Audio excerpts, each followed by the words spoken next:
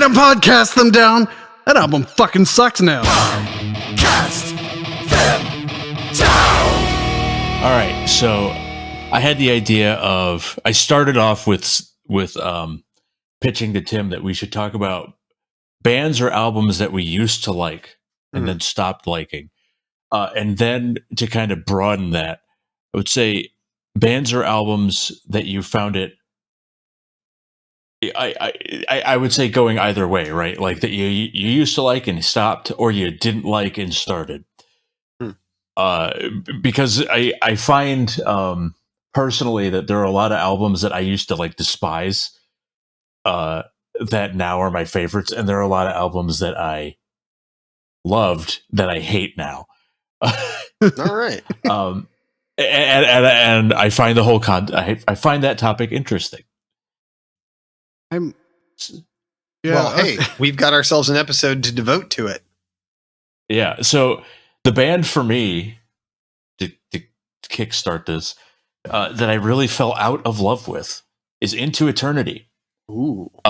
Interesting. That's not just. So I think I own one Into Eternity album, but I never listened to it. I just bought it because I saw Into Eternity like 8 times in 1 year. Dave knows what I'm talking about. I remember that summer. No, so like objectively thinking about their music, I mean, it's not bad stuff. It's like, I guess you'd call it progressive death, perhaps. I would. And I really, really enjoyed them for a really, really long time. And then one day I tried to listen to their Scattering of Ashes album, and I was just like, I think I'm just done with this. And I don't know what changed. I just stopped enjoying whatever it is that they were trying to do. I've listened to them a few times since, and like I think I've come slightly back up, but it's still kind of like, okay. Yeah, so, I mean, with Into Eternity, I was pretty into what Eternity? Yeah. Their second album, which Buried in Oblivion, I want to say is what it was called. Their third album. That was their third album. Okay. But like Tim, I saw them 12 times on tour one year. And I liked that album a great deal, but it's not that I don't like it any longer, but I stopped listening to it. I think somewhere around. I'm looking through just to get on that. I'm looking through my digital music, and I'm like, it's all just stuff I don't listen to. It's not because I don't like it. you know? Yeah. So, Dave, would you say this is just one of the ones that fell off? You just don't listen to it. But if you did listen to it, I would need to give it another listen. Would you get annoyed by it? The middle point of the album, yeah. Because if I'm going to be frank, basically all I was listening to on that record was the first track. Can I still be Garth? Yes, indeed. Party on, Frank. You're never going to finish him. The last 3 tunes on Buried in Oblivion make up a trilogy.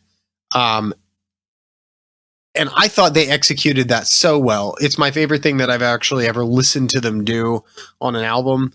So I feel like, I'd probably be irritated with like the mid 2000s level death metal aspects. It's hard to put that into words, but I think any of us who were there kind of know what I mean. Yeah, I mean, I think you're touching upon something interesting there, because I think that might be a good summary of my problem. So like, whenever I got into them, I was happy that they did like the death metal thing and then mixed it up with the progressive thing and kind of flip-flop in between. But I think as I've gotten older, when I listen to death metal, I want it to be like fucking crushing, right? Like I don't want it to be whatever Into Eternity is doing. So now what Into Eternity is doing is like a little too weak for the death metal bit for me, but it comprises enough of the music that I'm kind of like, I hear you. You know, the high parts are not I like the melodic and progressive parts. It's just that the heavy parts don't quite hit the same way they did when I was younger. Right. Yeah, Okay, that's a good so point. And I think for a lot of the albums that might fall into this category, for me, there is a definite time and place aspect to them where it was like, for example, like a band like Necrophagist, for example. Mhm. I was never an enormous Necrophagist fan to begin with, but like the amazement and kind of just awe that I had as a younger man listening to these incredibly technically proficient bands play what they play has kind of that joy has kind of dropped off now in search of maybe something more musically, at the risk of sounding like hippy dippy, but like something more musically rich rather than the flashiness of just like as many polyrhythms as we can cram into something and as many wild scales as we can run. Yeah. Not to say that that's an Into Eternity symptom, but I get what you're saying, though. yeah. Interestingly, you know, I've kind of in this realm. I find that the bands that I love the most are the only bands that have albums or songs that I despise. Right. So, like Dream Theater, like an affront to you. okay. The primary example of this is okay. So you guys know that I'm a massive Devin Townsend fanboy. Strapping on Lad, I love every single album, including their first album, which apparently is not going on Metal Archives, is not particularly well reviewed. Their last album is called The New Black. I have tried harder to like that album than any other album ever, including Opeth. Wow. And I've tried really hard to like Opeth. And I cannot, it doesn't click. I've tried every other Strapping album I'm good with. But I just hate that album. And it's like Dream Theater is another band that way, where like 6 o'clock on 6 o'clock, every time that song comes on, I roll my eyes so far back in my head, I get a headache. I can't take it, but I love Dream Theater. Oh yeah. So, but no, go ahead. If we were talking songs that I used to love that I cannot stand hearing anymore, that would be a much richer episode. Let's do it from me. Okay, cool. We can turn on a dime. Yeah, why not? Well, you're mentioning albums that didn't quite land for you that maybe should have based on reputation. Man, Blind Guardian, when they came out with their orchestral record, the Blind Guardian Twilight Orchestra's Legacy of the Dark Lands. I still never listened to the whole thing. Oh, Tim, it's bad. Boring. Like I've heard of this. I got the God Machine recently, and I noticed that I had this gap where that Twilight Orchestra is, and I'm fascinated by it, but it didn't really seem quite like Blind Guardian in total. It's not. It was an interesting idea, and I didn't like it. Basically, what it is like my biggest problem is there's very little dynamic range.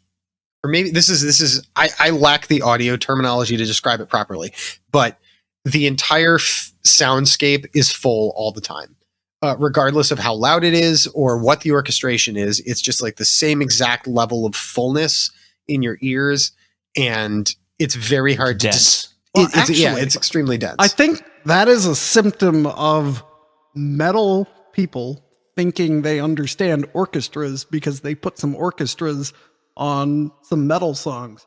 But, you know, to cut through on a metal song, you need everything up front because that's how metal is mixed and mastered. So then when they try to go do something else, like some certain bands that I can think of that we know people who are in. Yeah, you get it. I don't join the Patreon to figure out what the hell we're talking about, I guess. Then we'll trash on that moron. I don't know how how people keep hiring him because he doesn't know what the fuck he's doing. I can do better stuff than him. Anyway, and I'm saying that as an insult. Anyway, yeah, they don't know how to.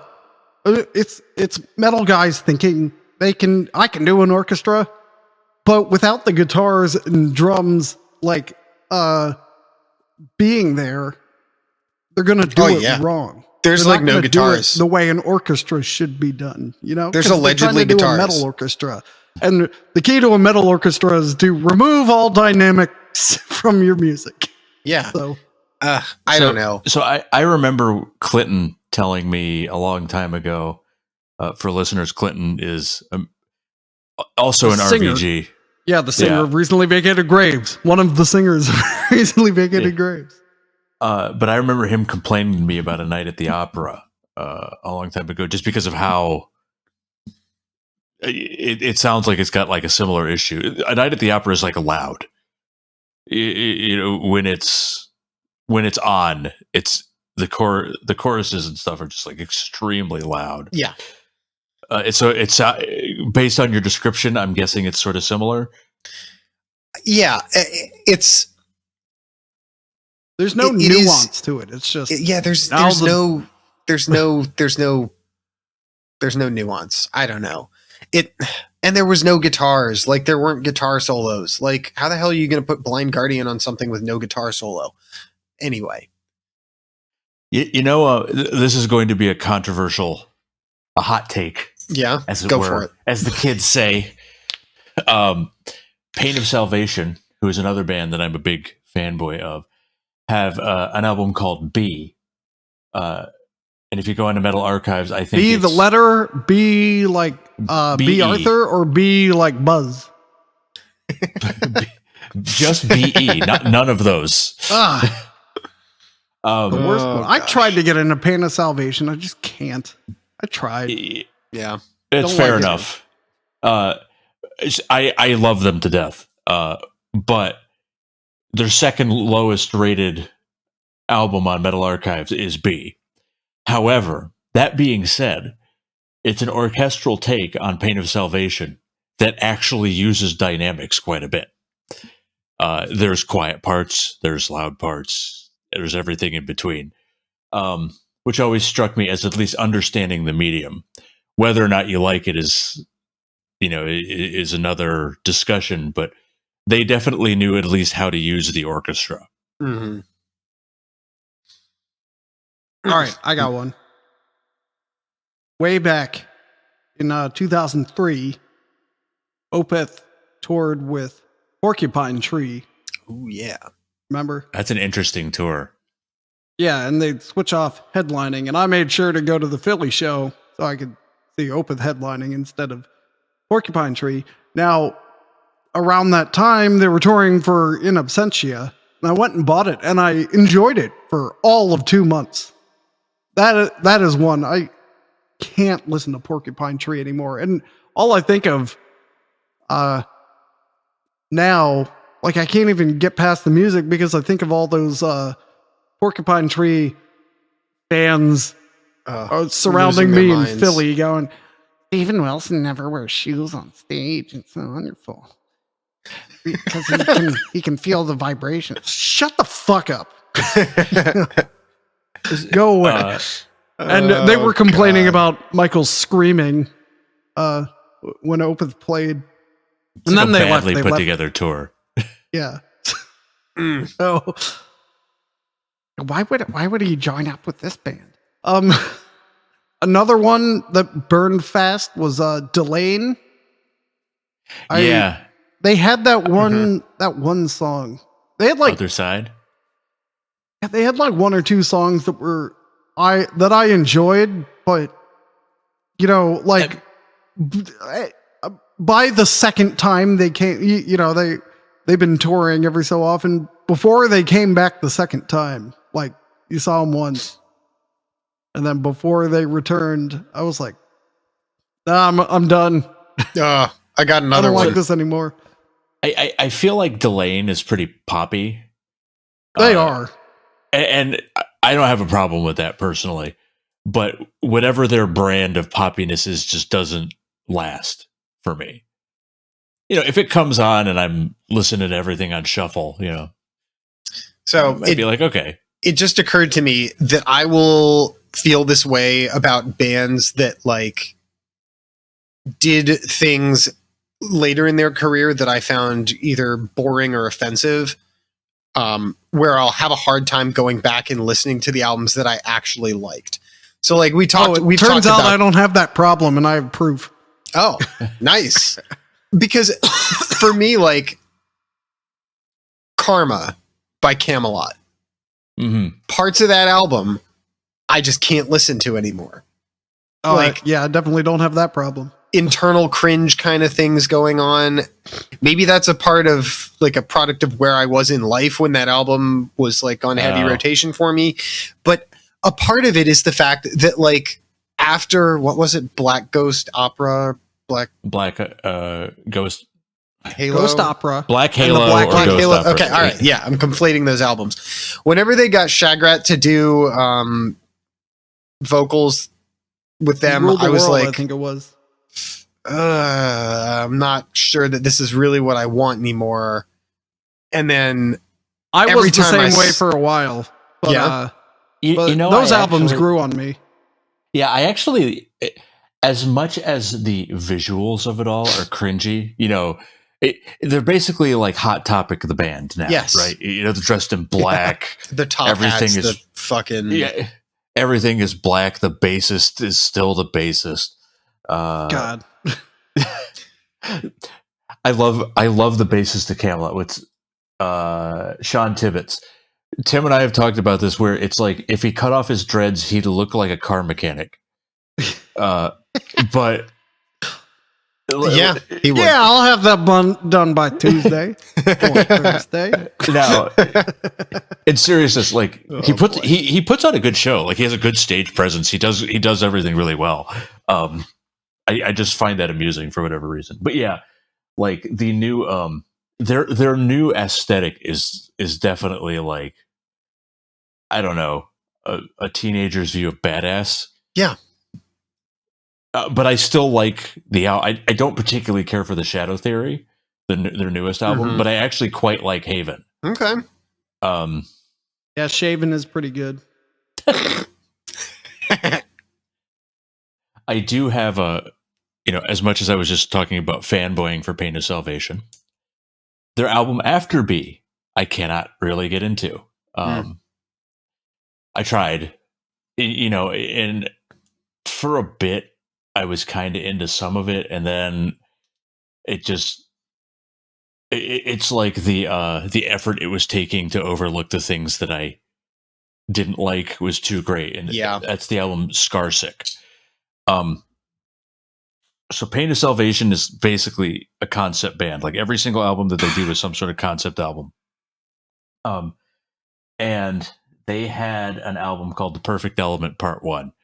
Oh yeah, I've got that one. It's really, I really enjoy the album. And I'm going to paraphrase because I probably don't understand the concept as well as I should, but it's basically about like two characters, he and she, and like the various like various traumas. Yes, it is. Yes, they are. But the various traumas that they go through over the course of their lives. I can't think of a name. Why don't you just call them he? Whoa, I think you're onto something. Oh, that's everything that they do. It's all highfalutin. But Scarsick is The Perfect Element Part 2. Okay. And it's supposed to take the character of he from The Perfect Element Part 1, and now he's like this bitter, angry person. Hey, here's a question. Yeah. How come they can't do anything in one part? Got The Perfect Element 1, Scarsick, Road Salt 1, Road Salt 2. Salt 2. Anyway, go on. Yeah. Okay, so he is now like bitter and angry. So the whole album is basically him yelling about the stuff that he doesn't like. And one of the things... God, these lyrics are so cringy. they're very bad. Daniel Gildenlow, the singer of Pain of Salvation, if you went into their website in like the early 2000s, you could find links to stuff like The Matrix, if you remember that Flash animation from back in the day. To say nothing of whatever his politics were, he wore them on his sleeve, right? And this album basically comes across as, well, I'm going to use this character that I created to just rant about the shit I don't like about society. However, great. The thing is that it reminds me of me when I was 15 years old. Ooh. Yes, let me read you this Limp Bizkit song. So fuck the $1 Million Kitchen. Yes. Fuck the Al Pacino posters. Fuck the drugs, the gold, the strip poles. Fuck the homies. Fuck the poses. Fuck the walls they build around them. Fuck the bedroom magic nonsense.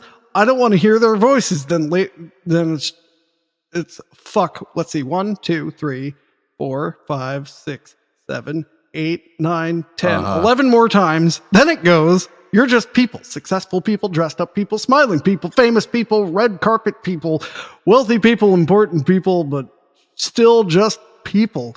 It's like a guy who doesn't know how to freestyle is trying to freestyle. like the idea that I think he's going for, because he's done this before, like where he'll like rap, and the idea is like, oh, I'm going to use rap and I'm going to do it better than you and I'm going to make fun of you. It's like, okay, sure, it's cute, I get it. Sick of America, sick of America, sick of America, and Capitol Hill. God, I'm glad I never got into this band. Jesus. But I'm the going thing to is- go out on a limb and say that the height of rap rock was in 2001, not coming from Pain of Salvation. It's not really rap rock though, whatever it is they're doing. It's a different take on it. But Fair. I've stomped all over your point. What's your point? Other than this album, like, his criticisms are a little bit more subtle, right? Like, but this album, he was like, I don't really know. Fuck it. I'm just going to go. I've been reading Tumblr. I've been posting on my live journal, and I'm just going to tell it like it is. Just let it all out there. Yeah. There's a few good tracks on there, but for the most part, I find the album extremely cringy to listen to. And what makes it even more bizarre is that the following two albums, Road Salt 1 and Road Salt 2, are basically progressive 70s rock albums.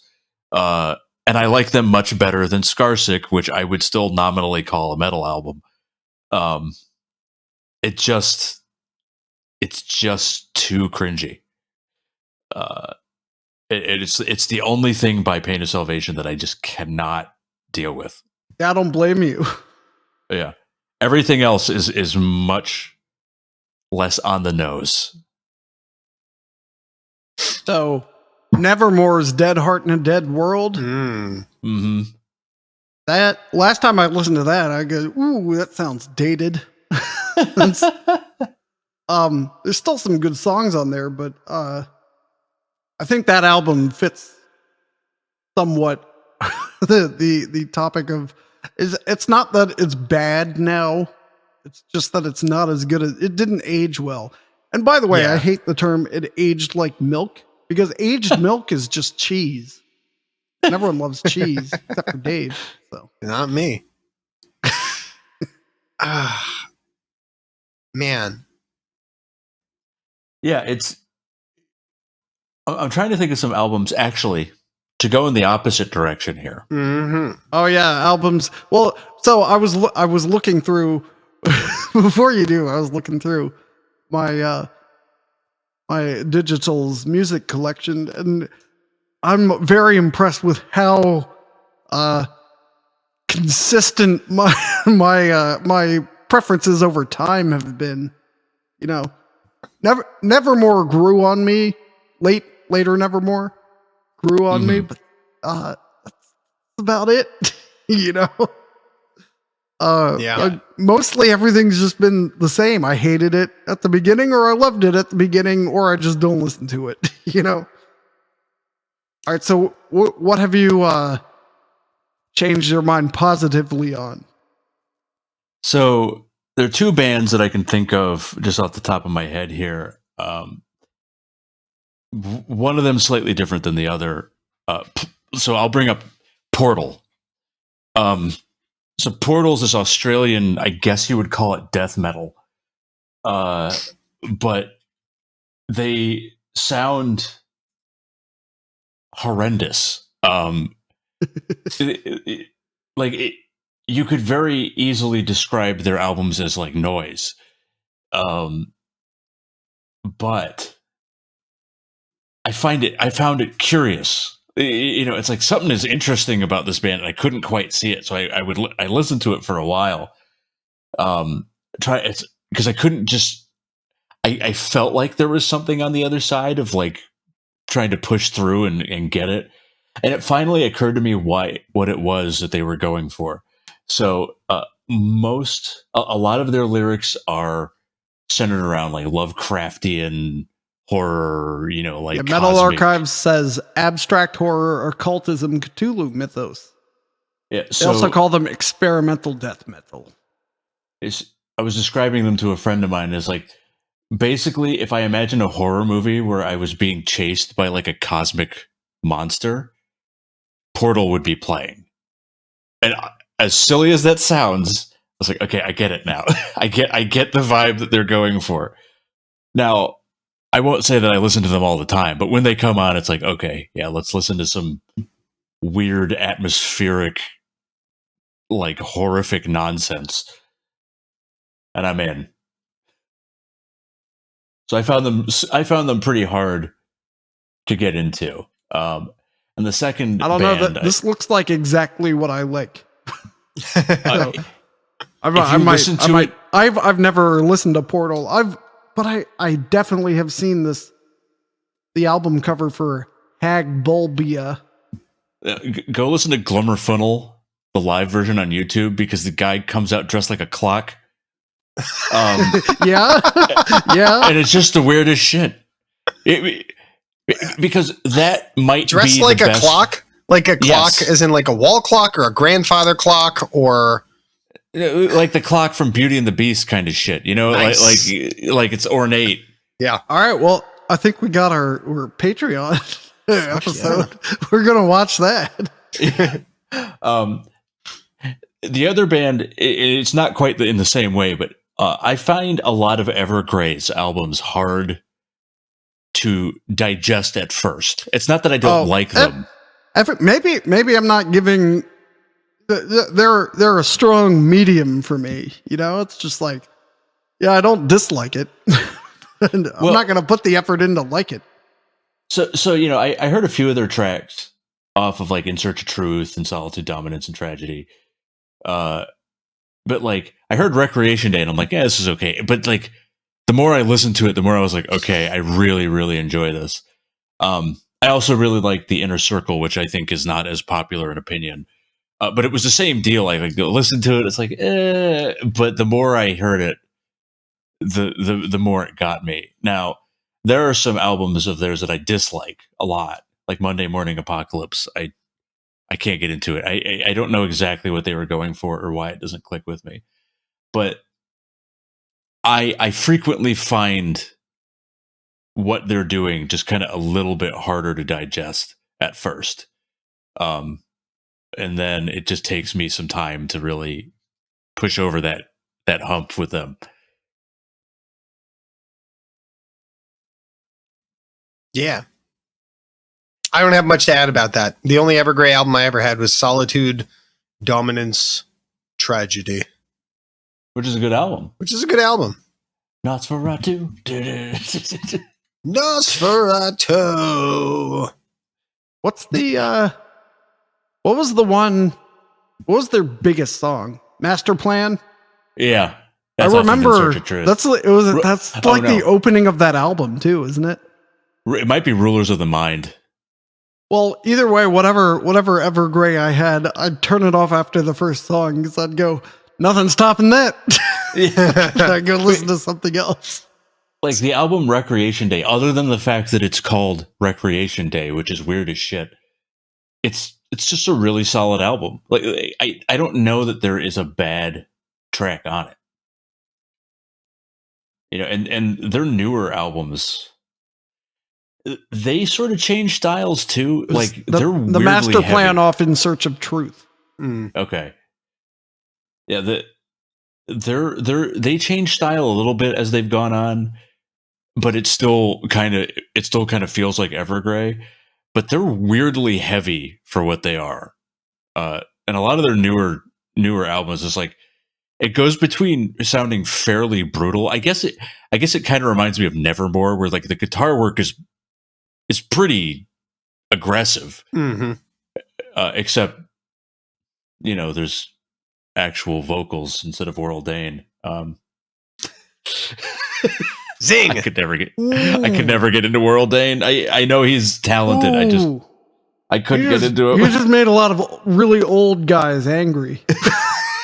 Dude, I tried. We opened for him. I just can't get into him. Who opened for Nevermore? Recently Vacated Graves? Sanctuary. We opened for Sanctuary. Yeah. All right then. The one I might have the hardest time listening to, Dave, this might break your heart. Dream Evil. Oh no. I can listen to them, but I completely understand why. Tim, you're right. I forgot about all of like the mid 2000s power metal that all came out at around the same time. That's all about the same. Like I can't listen to the Battle of the Ivory Plains by Dragonlance anymore. That one I still can. For production reasons mostly. The problem with Dragonland is they like space now, and there's no dragons in space. Space. Someone gets this guys out of here. Gets me a dragon. Dude, Dream Evil, some of their tracks though, like when it's just raw cheese, I'm in. It's nothing but cheese. I'm totally into Dream Evil. Yeah. If it's anything else, if it tries to take itself even the slightest bit seriously, I'm gone. Well, I'm all about what I like in my cheese is when they never ever admit to it. No, you cannot break character. Dream Evil, as far as I know, doesn't admit to it. That's true. They don't. We should really save this for what the fuck happened. But Hammerfall lost it for me when they had a Simpsons reference on that zombie album they did. Wait, really? Yeah, in the intro it says that there's a contamination or something in Sector 7G. I'm like, fuck this. Yeah. And that was on their stupid little spoken intro track. It was before the music even started. And that was after they ran out of Jesper Stromblad songs. So they only took them, 5 albums? Yeah, I forget what the last album... You definitely had songs on the 4th album. Then they had Chapter 5 and then the zombie album. But that's a different episode. Tune into that in the future. Yeah. You got any more? Because if not, I think we're done here. Yeah. So, I'm trying to think of actually the band master plan. I can think of plenty of bands that I just stopped being good, but those are all what the fuck happened episodes maybe, or maybe just arguments. Examples: Amonamarth, Ensferum, Ordinogan. There's 3 episodes right there. I can complain, and maybe you'll disagree with me. That would be interesting. The band master plan, the album Aeronautics. I liked it for. Have you guys heard this one? I have not. It's Jorn Land. Yeah, I'm familiar with Jorn Land, but like I don't know this album. Yeah, so like it's Jorn being Jorn, it's good shit, but like there's just so some of the tracks are so stupid. God damn it. Where is it? There's one about he cheated on his wife, or a girlfriend. I hope it's called. I hope that one is "I'm Not Afraid." It's Back for My Life. Oh boy. I'm crawling back for my life, pleading to my love. I've been lost in my desire. I was drinking, wasn't thinking. Shut up. There's Headbanger's Ballroom. Yikes. And the line. The song about pants. Yeah, there's a line in here, black leather witches and their boys. I was like, yeah, I'm done. I'm just done with this song. Love it. It's just so stupid. But other than... usually lyrics don't kick me out of a band, but that Pain of Salvation album, or out of a song, the Pain of Salvation album, the entire thing is basically that way, and then Aeronautics is frequently that way. Oh, fucking goddamn it. Man. Well, now that you're all nice and pissed off, let's get out of here. So until next time, Metal Nation, keep it cheesy, but not self-referential for our sake. No, keep it cheesy for Mike's sake. And subscribe and do all that shit.